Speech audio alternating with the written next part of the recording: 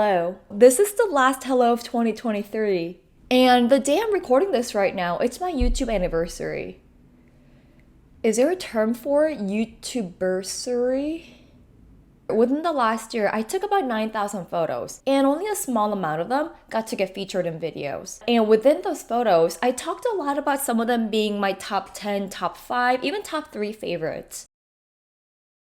So today, I wanted to go over some of my favorite photos per video. So we'll look at 2 photos at once and another set of 2, pick the best one, and kind of go from there. What is that called? Brackets? Within the last year, I made 48 videos, and one of them is actually not photography related, it's a Q&A. So at the end of the day, we have 47 videos that are related to street photography. And I went through each video and found a photo or 2 that really stood out to me. Alright, we'll start with the very first video. Oh, I remember this. So for my first video, I didn't really know where to go. I just wanted to be somewhere that I'm familiar with, and that happens to be downtown Los Angeles. I think I was on my way to Pershing Square, which ended up being my thumbnail photo, and I remember thinking if I took a little bit more time, the shaded area would be a lot darker, and the top half of this man with the truck, it would have been a little more dramatic. Because this was my first I wish I did that moment, this is my favorite from the first video. Who's next? Ooh, I still can't believe I got this picture. I'm sure you can stand there all day long, get something even better than this, but the fact that I just went there without even knowing what to expect and got this picture, it's pretty amazing. And now that I look at it, I don't know if I mentioned this in that video, but the person on the right, light background in a dark coat. On the left, dark background in the lighter outerwear. This composition and what people are even wearing, those are the things I didn't even look for but just happened. So between the first and the second one, I'm gonna go with this black and white picture.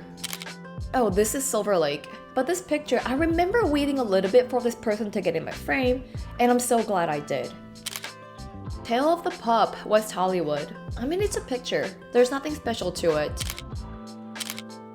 Ooh, okay, so they both are from my 5th video, and I think this is when I started experimenting with the idea of taking faceless portraits. So taking pictures of people without them actually in it. So here we have this guy on a bicycle, and the next picture, we have a couple approaching the store. I'm gonna go with the bike picture.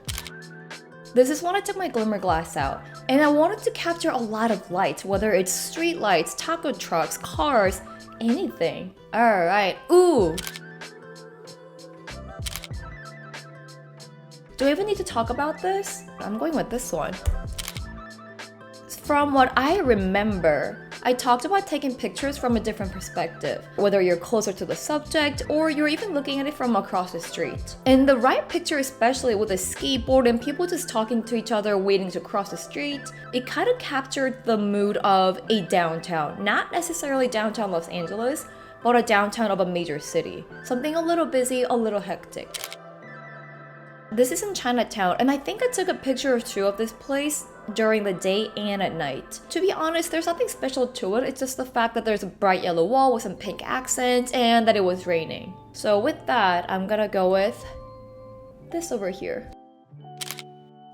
This is from LACMA. I put these 2 images next to each other because the left one, you're able to see what the girls are doing, and the right picture, you're able to see them looking at the outcome of the left picture. Maybe it's a little bit of storytelling that got involved in it, but this stood out from all the photos that I took for my 11th video. And for my 12th one, Clark Street. Love this place, took so many photos here, but I only got to record a video here once. Mainly because I know the server is there, and whenever I go, we end up talking the entire time. This was that one rare occasion where I was able to take some videos and photos, and this is when I really wanted to start taking candid pictures. Not from far, but kind of up close and personal. Yes. Again, the whole idea of taking pictures of people without actually having them in the picture.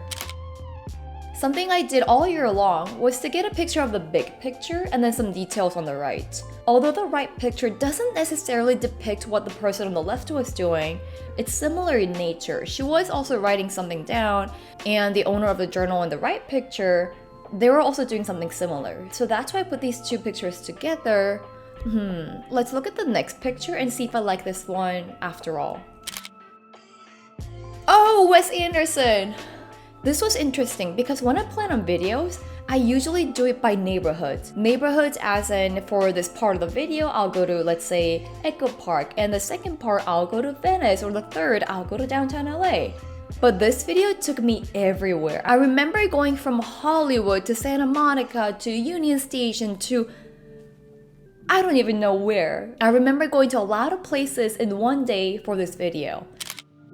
Track night. I started playing around with slow shutter speeds around spring, summer this year. I wanted to show motion and I also wanted to show time. So track night with the rainbow track, the light up there, I was able to get a decent motion shot of all the runners.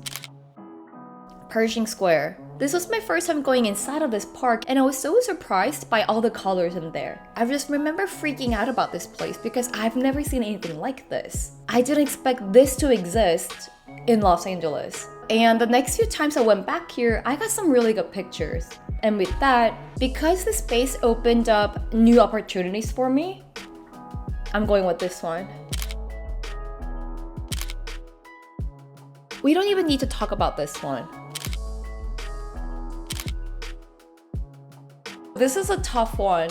I love this one because I've been here quite a lot, but I've never seen anything like this. A child holding onto a helmet, maybe it belongs to her brother, maybe it's her own, who knows? Just looking at the skaters and admiring them. But the next one is just a clean, crisp picture. A car moving and two people on the right moving. And in the middle, we have this man on the bicycle just waiting.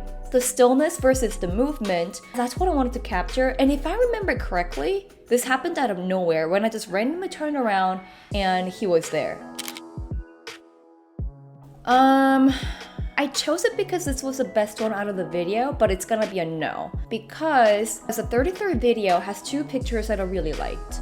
The first one is this. This was taken from the Santa Monica Pier, and this is something I wouldn't normally take. But because it has everything in it, we have water, we have sand, we even have a shaded part of the sand, and we also have the moon in the background. I wouldn't normally take a picture like this, but that one time I did, I really enjoyed it, to the point where I thought about printing it out and hanging in my apartment. This is just so good. Our lady on the left with her hat and her facial expression, it's so good, and the man twisting his ring and avoiding eye contact with the guy who has the flowers. I like them both. This is a winner. I don't even need to look at the next picture, but let's see what the next one is. Oh yeah, I'm okay with it. Venice, and this is from Big Bear. All right, who do we have? We have 23. We can do this. I'm just gonna go through them and we'll talk about top 10, top 5. Ooh.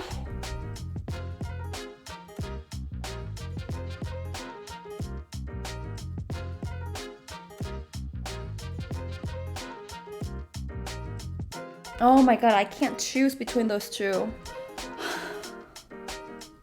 Alright, so we have a winner, and it's this one.